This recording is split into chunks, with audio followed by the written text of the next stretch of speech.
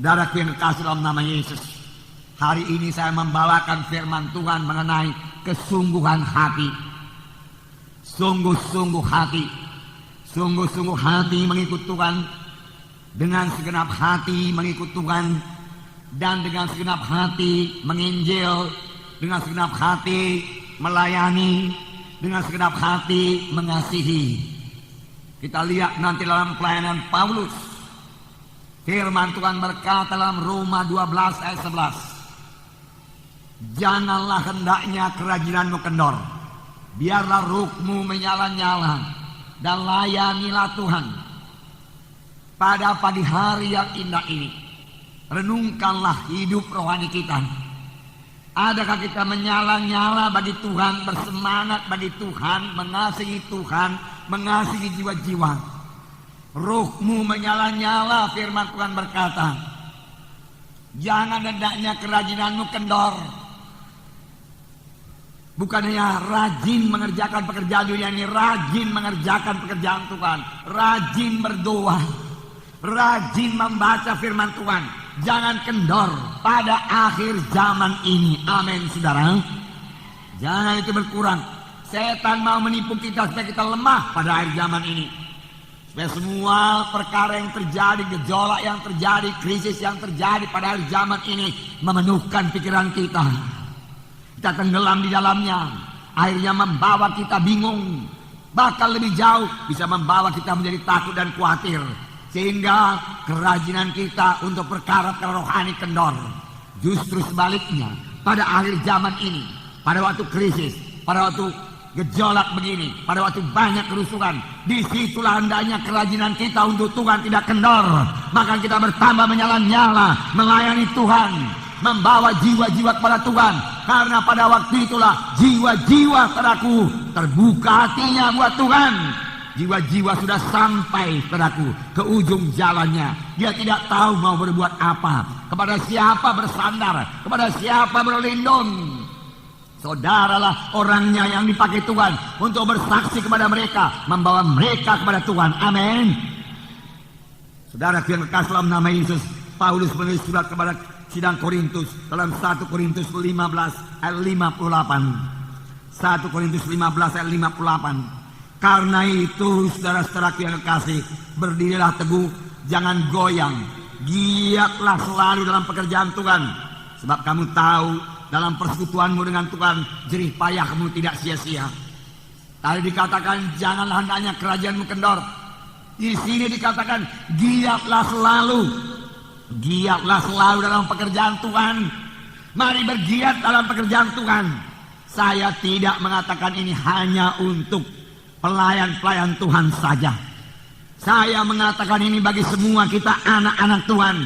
Karena semua kita harus ambil bagian saudaraku dalam mengerjakan pekerjaan Tuhan. Amin, saudara. Amin. Ya. Giat dalam pekerjaan Tuhan. Itu adalah pekerjaan yang kekal, yang hasilnya kekal, yang seturut dengan kehendak Tuhan. Apakah yang sudah saudara perbuat buat Tuhan? Apakah yang sudah saudara berikan buat Tuhan? Biarlah Roh Kudus bicara kepada hati saudara pada pagi hari ini. Sungguh-sungguh Tuhan Yesus sungguh-sungguh melayani. Dalam Yohanes pasal 4 ayat 34. Tuhan Yesus sungguh-sungguh melayani. Yohanes 4 ayat 34. Kata Yesus kepada mereka, makananku ialah melakukan kehendak Dia yang mengutus aku dan menyelesaikan pekerjaannya. Mananku, Tuhan Yesus berkata, ini dikatakan Tuhan Yesus pada waktu murid-murid membawa makanan kepadanya, makanan badani. Tapi ada makananku, kata Tuhan Yesus, yang memberi kekuatan kepadaku. Makanan memberi kekuatan, makanan memberi kesegaran. Makanan badani memberi kesegaran badani, makanan rohani memberi kesegaran rohani. Banyak anak-anak Tuhan tidak segar rohaninya, tidak kuat melayaninya, tidak kuat rohaninya. Mengapa? Karena dia tidak melayani. Tuhan Yesus berkata, makananku ialah melakukan kehendak Dia yang mengutus aku, melakukan kehendak Dia yang mengutus aku dan menyelesaikan pekerjaannya.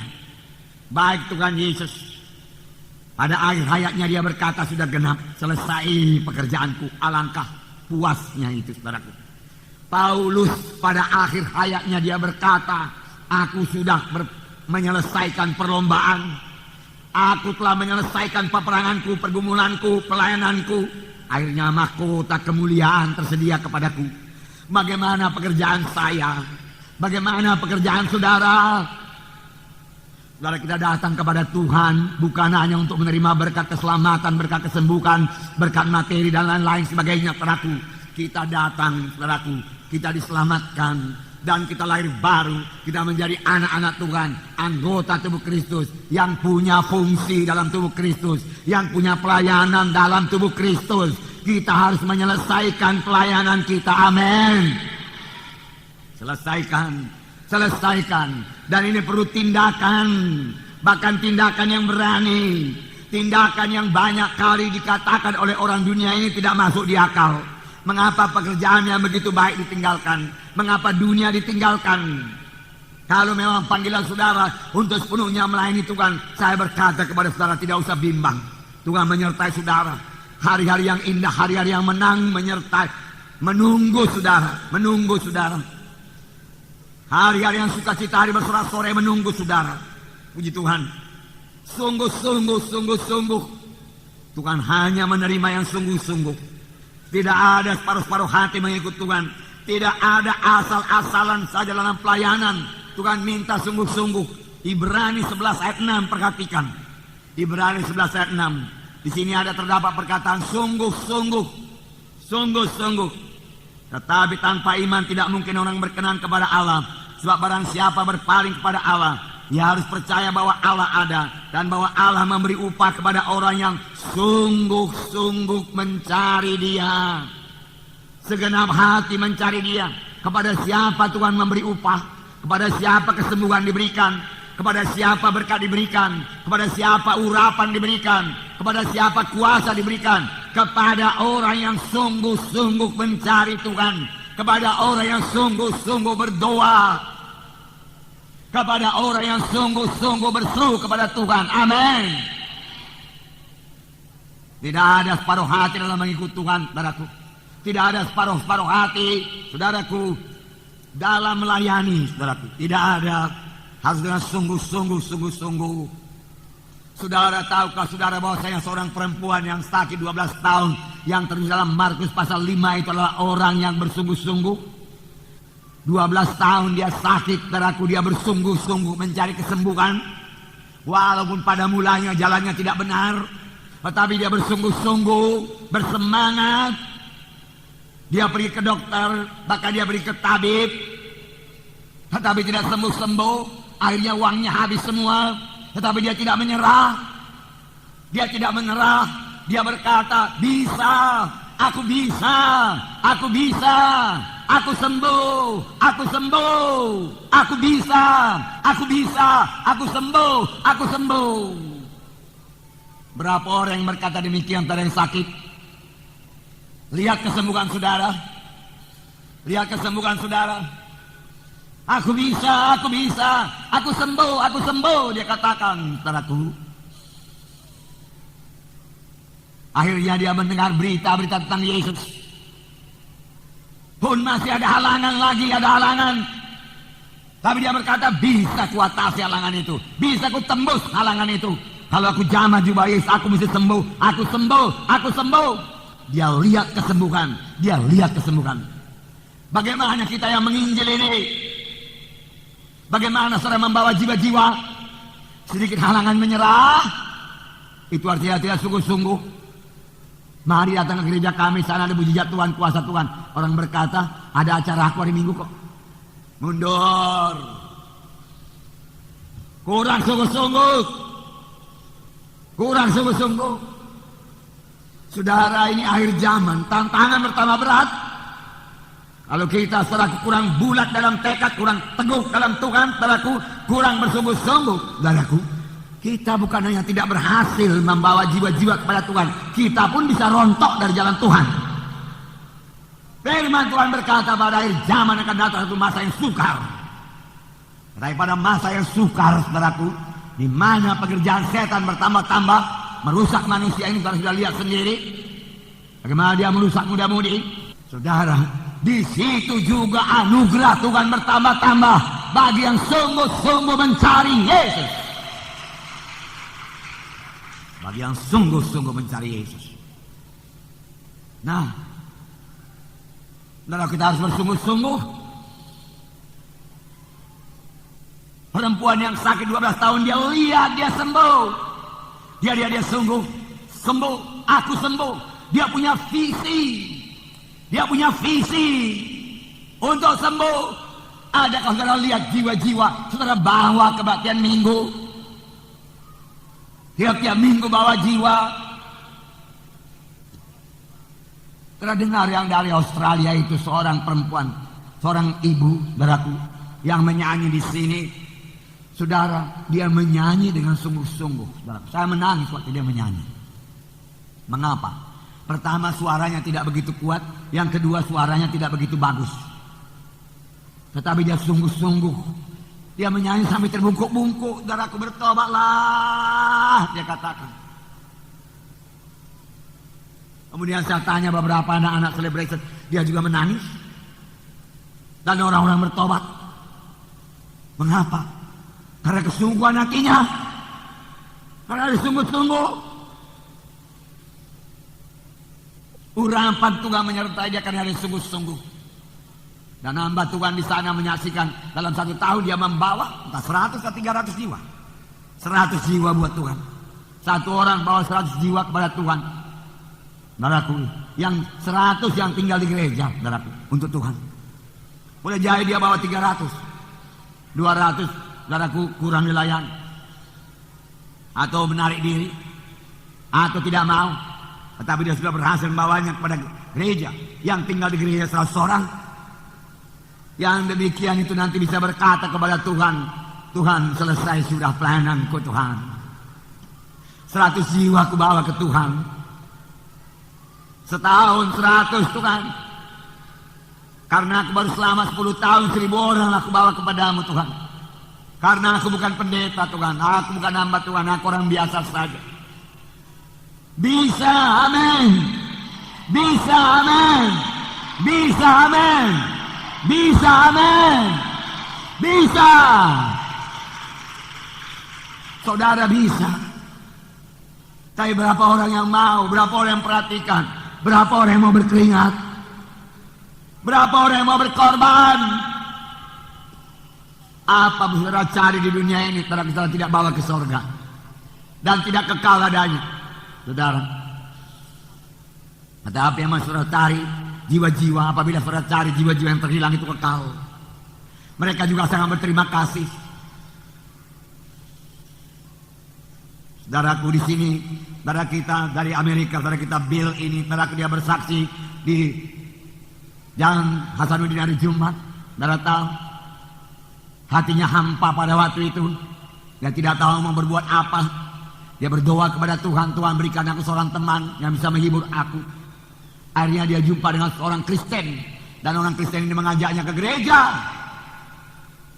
Beberapa kali dia ada ke gereja, beberapa kali dia ada ke gereja. Lama-lama dia ikut altar call. Dan dia diselamatkan, saudaraku. Dan dia ada di sini sekarang. Mengapa? Karena satu orang, saudaraku, mau menyangkal dirinya, memanggil dia datang ke gereja untuk menerima Yesus sebagai Tuhan dan Juru Selamat. Pada mulanya dia tidak percaya Yesus. Dia percaya Tuhan saja, dia katakan yang menciptakan langit bumi. Tetapi karena satu orang yang bersaksi kepadanya, mari ke gereja, dan dia bawa ke gereja, dia selamat dan menyerahkan hidupnya untuk melayani Tuhan. Amin. Di mana yang lain lagi? Mari kita semua bergerak. Saudara, mari kita semua bergerak. Saudara, saya bacakan Kisah 19. Mari kita baca sama-sama ayat 1 sampai 11. Mudah-mudahan kita bisa selesaikan firman Tuhan ini. Paulus, Kisah 19 ayat 1 sampai 11. Saya baca satu ayat, berapa satu ayat. Mari kita mulai. Dapat saudara, Kisah 19 ayat 1 sampai 11. Ketika Paulus masih di Korintus, Paulus menjelajahi daerah-daerah pedalaman sampai tiba di Efesus. Di situ didapatinya beberapa orang murid.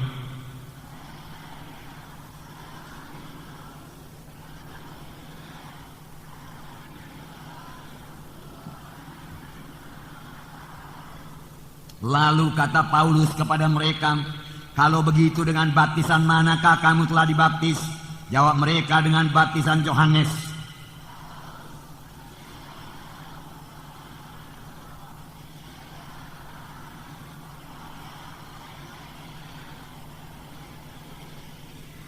Ketika mereka mendengar hal itu, mereka memberi diri mereka dibaptis dalam nama Tuhan Yesus.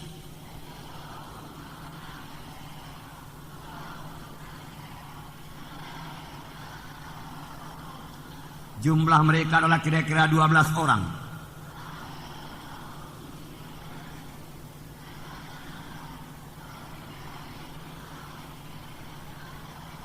Tetapi ada beberapa orang yang tegar hatinya. Mereka tidak mau diyakinkan, malahan mengumpat jalan Tuhan itu di depan orang banyak.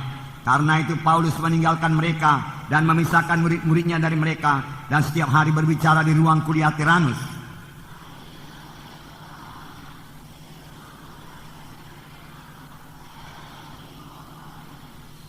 Oleh Paulus Allah mengadakan mujizat-mujizat yang luar biasa yang pernah dipakai oleh Paulus, dan meletakkannya atas orang-orang sakit, maka lenyaplah penyakit mereka dan keluarlah roh-roh jahat. Saudara, yang pertama sekali saya mau menunjukkan kepada saudara bahwasanya Paulus menginjil dengan sungguh-sungguh, dengan segenap nanti. Dia mengabarkan Injil, dia mencari jiwa-jiwa, dia pergi, dia bergerak, dia tidak tinggal di rumah, dia tidak menunggu. Di sini dikatakan padaku, pada waktu Apolos masih di Korintus, Paulus sudah menjelajah daerah-daerah pedalaman dan tiba di Efesus. Efesus ini adalah di Asia, di Turki sekarang ini. Dia menjelajah, berarti dia berjalan kaki atau boleh jadi naik kuda, naik keledai, saya nggak tahu lah, saudaraku, tapi dia menjelajah. Yang pasti, saudaraku, itu kerja keras. Untuk apa dia menjelajah? Melihat pemandangan yang indah kah?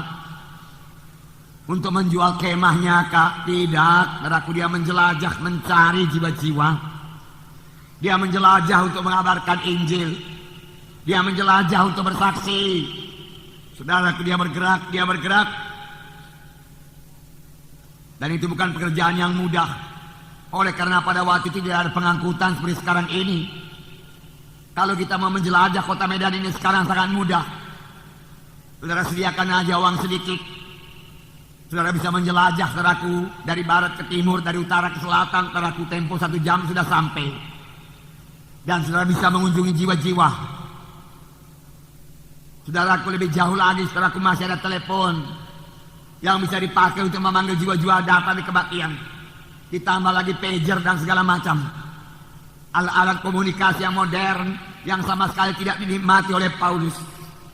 Saya bisa membayangkan Paulus, bagaimana Paulus berkhotbah di Bukit Mars, di depan majelis Areopagus. Tidak ada sound system seperti ini, tidak ada musik. Paulus dengan tubuh yang kecil, saudaraku, bicara dengan sekuat-kuat tenaganya. Bahkan waktu dia, saudaraku, berada di Korintus, dia berada dalam keadaan gemetar dan takut amat sangat, dia katakan. Tetapi dia tidak pernah berhenti menginjil. Bagaimanakah kita ini, saudaraku, bagaimana kita ini? Saudaraku, waktu tinggal sedikit ini akhir daripada akhir zaman, saudara. Apakah jadinya, saudaraku, sekiranya Paulus tidak berangkat, dia tidak akan bertemu dengan 12 orang murid. Baptisan air tidak akan jadi kepada 12 orang murid ini, padahal baptisan air sangat dibutuhkan, sangat perlu. Karena barang siapa yang percaya dan dibaptiskan akan diselamatkan. Firman Tuhan berkata, tanda saudara percaya kepada Tuhan Yesus, saudara memberi diri setelah dibaptis. Saudara janganlah berpegang pada tradisi. Orang-orang di luar berkata baptis 2 kali, baptis 2 kali. Yang mana yang baptis 2 kali ini? Apa sih maksudnya baptis 2 kali? Sudahkah kita menerima berkat daripada baptisan air? Baptizo, diselamkan untuk menanamkan manusia lama ini. Hidup saya berubah setelah saya dibaptiskan, saudaraku. Saya penuh dengan Roh Kudus, saudara. Kemudian Tuhan memberikan kerinduan kasih dalam hati saya, dan saya mengasihi jiwa-jiwa yang seorang pun tidak mengerti. Kemudian saya berangkat ke desa-desa untuk melayani jiwa-jiwa. Bahkan setelah saya dibaptiskan Roh Kudus, saya berani ke desa-desa pun. Walaupun saya akui bahwa banyak kali, bukan sekali dua kali, saya takutnya, saudara, menghadapi orang desa. Bagaimana Tuhan kalau nanti diajak saya bertutur, saya tidak tahu bertutur Tuhan. Bagaimana Tuhan nanti kalau dia tidak mengerti pula bahasa Indonesia ini Tuhan. Saya tidak bisa bahasa Karo Tuhan. Tetapi saya rindu dia selamat Tuhan. Tolong Tuhan, ayo Tuhan tolong. Dan Tuhan menolong. Saudara, Tuhan nyatakan mujizatnya. Tuhan beri jiwa-jiwa selamat. Tuhan tidak pernah meninggalkan kalau kita berserah bersandar kepadanya. Tuhan memimpin, Tuhan melengkapi. Adakah sidang Efesus kalau Paulus tidak menjelajah, kalau Paulus tidak bergerak, kalau Paulus tinggal saja tinggal di rumah menunggu jiwa-jiwa? Tuhan, kalau engkau rindu jiwa-jiwa Efesus selamat, kirimlah mereka kemari. Saudaraku, perintah agung berkata, pergilah kamu, pergilah kamu, berangkatlah kamu, pergilah kamu, pergi, kunjungi, datangi. Kita yang mendatangi, bukan kita berdoa supaya mereka datang kepada kita. Nggak begitu jalannya, saudaraku. Ada setan mengikat dia, ada kehendak daging mengikat dia. Sudah didatangi pun dia belum tentu mau, karena sudah rusak oleh setan, sudah rusak oleh dosa. Cepat bertambah lama saudara tunggu, hati manusia ini bertambah keras. TV membuat hati manusia yang tambah keras. Jangan lupa Tuhan menghukum Sodom dan Gomora setelah dosanya sampai ke puncak. Jangan lupa Tuhan menghukum saudaraku orang-orang pada zaman Nuh setelah dosanya mencapai limit.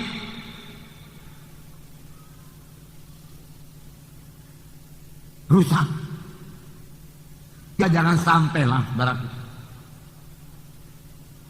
Remaja berkelahi, remaja-remaja melawan guru,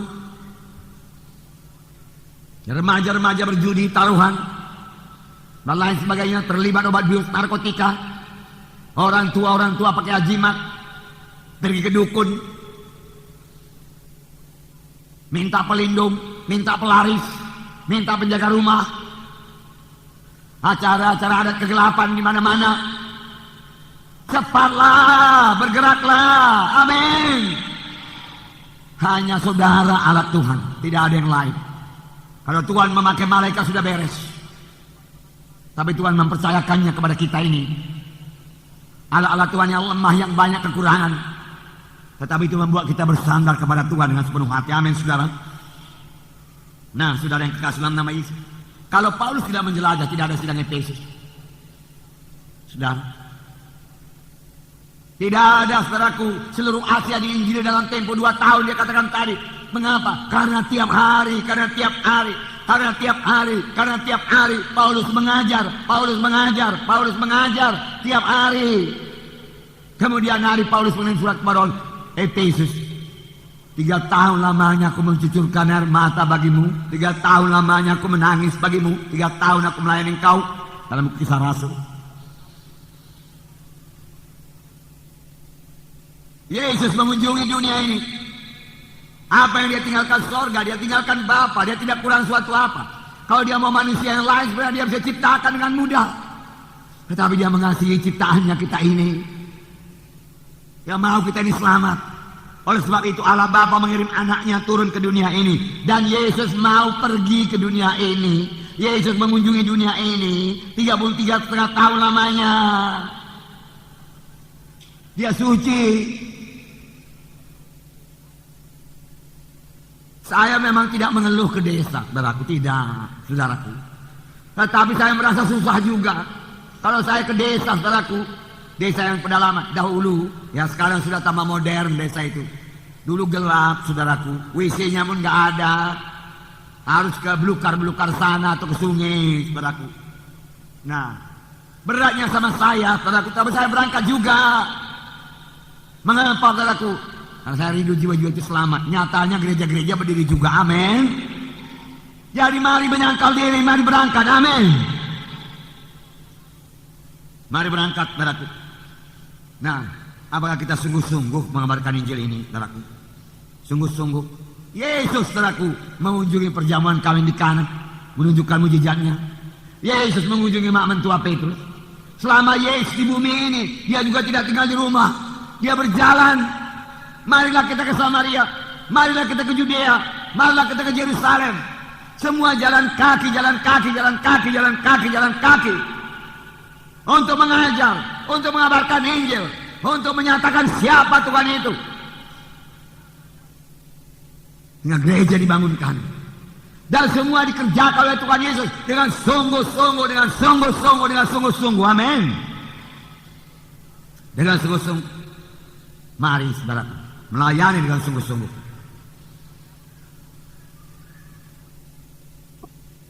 Tuhan Yesus bahkan mengunjungi Sakeus. Tuhan Yesus berjalan. Sakeus saudaraku di atas pohon kayu. Turunlah Sakeus, aku mau menumpang di rumahmu. Tak dapat tiada. Oh, bergerak, kunjungi, selesaikan daerah saudara dalam waktu singkat ini. Tiap-tiap jiwa bawa satu jiwa baru, tiap-tiap minggu ke gereja. Amin. Itu pelayanan dengan sungguh-sungguh, penginjilan dengan sungguh-sungguh. Pertama berkembang dengan sangat luar biasa. Kisah 8 ayat 4. Mereka yang tersebar itu menjelajah seluruh negeri itu sambil memberitakan Injil. Kemana-mana mereka pergi, mereka memberitakan Injil. Mereka dianiaya, mereka tersebar, mereka memberitakan Injil. Dan Filipus pergi ke suatu kota di Samaria dan memberitakan Mesias kepada orang-orang di situ. Ketika orang banyak itu mendengar pemberitaan Filipus dan melihat tanda-tanda yang diadakannya, mereka semua dengan bulat hati menerima apa yang diberitakannya itu. Sebab dari banyak orang yang kerasukan roh jahat, keluarlah roh-roh itu sambil berseru dengan suara keras. Dan banyak juga orang lumpuh dan orang timpa yang disembuhkan. Maka sangatlah besar sukacita dalam kota itu. Luar biasa. Luar biasa. Saudara yang kasih dalam nama Yesus, mereka pergi, mereka dianiaya, mereka pergi menginjil, mereka tersebar, mereka memberitakan Injil. Filipus pergi ke Samaria, banyak orang kafir di situ dan memberitakan tentang Yesus. Tuhan meneguhkan dengan kuasa dan tanda ajaib. Roh-roh jahat diusir keluar dalam nama Yesus. Mengapa saya tidak bisa mengusir setan? Tidak betul. Itu tanda orang percaya. Mengapa saudara tidak bisa mengusir setan? Saudara bisa mengusir setan kalau saudara mau mempraktekkannya. Amin. Dalam penginjilan, ikut dalam penginjilan. Karena pekerjaan Tuhan harus dikerjakan. Haleluya. Nah, dan firman Tuhan berkata, Tuhan harus tinggal di sorga, saudara, sampai pemulihan segala sesuatu. Yeskiel pasal 3. Yeskiel pasal 3, 18-19. Dengarkan. Yeskiel pasal 3, 18-19. Kalau aku berfirman kepada orang jahat, engkau pasti dihukum mati, dan engkau tidak memperingatkan dia, dan tidak berkata apa-apa untuk memperingatkan orang jahat itu dari hidupnya yang jahat, supaya ia tetap hidup. Orang jahat itu akan mati dalam kesalahannya, tetapi aku akan menuntut pertanggungan jawab dan nyawanya daripadamu. Saya katakan kepada saudara, ini berat. Ada orang belum selamat, dekat dengan saudara, teman saudara, kenalan saudara, sejawat sekerja, satu profesi. Saudara bicara dengan dia, saudara bicara dengan dia. Hanya perkara dunia saja dibicarakan, teman baik. Boleh jadi saudaraku naik kereta sama-sama, naik minibus sama-sama, makan pecel sama-sama, makan mie sama-sama, belanja ke mall sama-sama, jalan-jalan. Tapi saudara nggak pernah cerita Yesus kepadanya dengan sungguh-sungguh. Saudara hanya mau menyenangkan hatinya, saudara juga senang bersama dengan dia. Saudaraku, saudara bukan sahabatnya yang sejati, saya katakan kepada saudara. Dan saudara tidak mengasihi dia dengan sungguh-sungguh. Kelak kalau dia mati dalam dosanya, Tuhan akan menuntut darahnya dari saudara. Amin.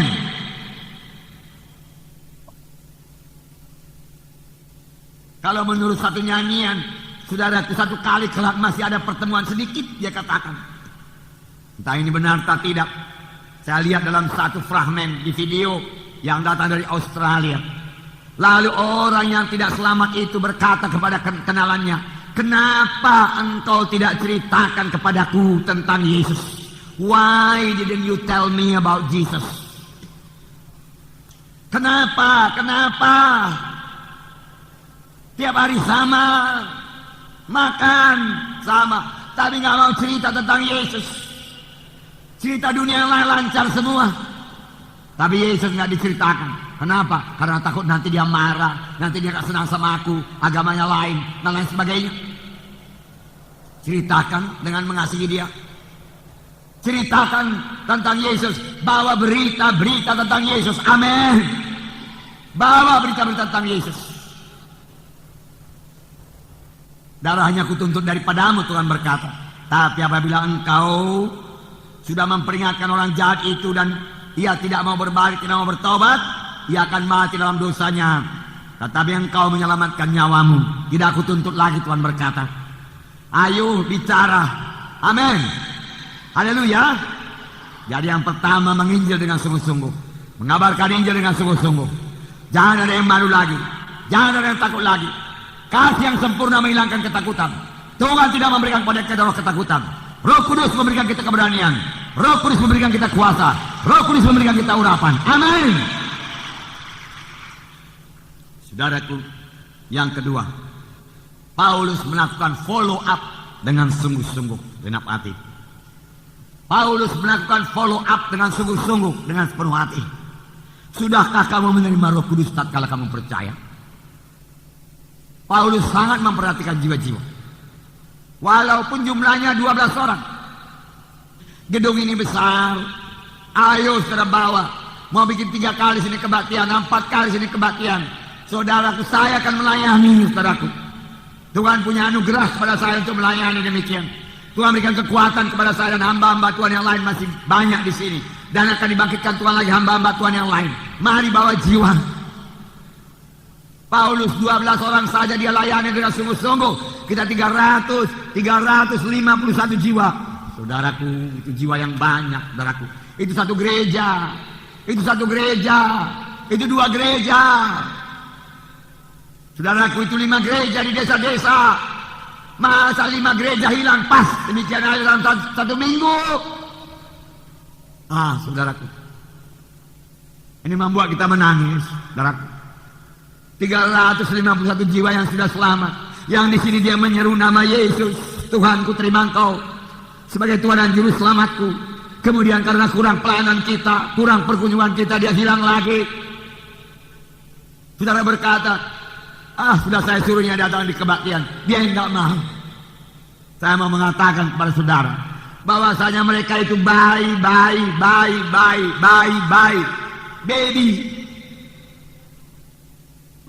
rohani.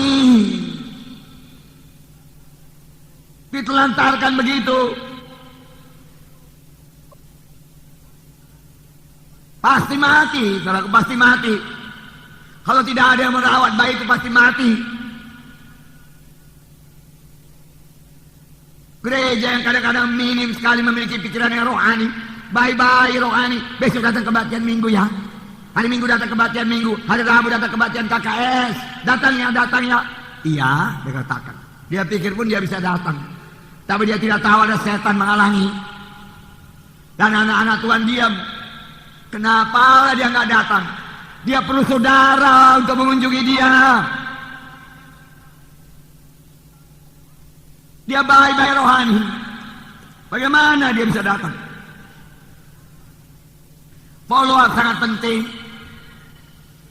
Ada satu gereja, saya baca di buku rohani, banyak juga jiwa-jiwa selamat seperti ini. Tetapi dia tidak mengadakan follow up. Hanya mengatakan datang ya, minggu depan datang. Hasilnya gereja itu tidak mengalami pertumbuhan sama sekali. Tidak ada pertumbuhan. Tetapi kemudian mereka sadar dan mereka melaksanakan follow up. Mereka mengunjungi, mereka bawa kepada kebaktian, mereka bawa lagi kebaktian kelompok sel, mereka berkorban, mereka tanggung ongkosnya. Hari Sabtu mereka telepon, hari Minggu dia jemput, dia bawa lagi kebaktian. Hari Rabu dia jemput, dia bawa kebaktian KKS, dia jemput, dia kunjungi, dia jemput, dia bawa ke gereja, hasilnya 60% di antara jiwa yang altar call itu jadi anggota gereja tersebut. Amin.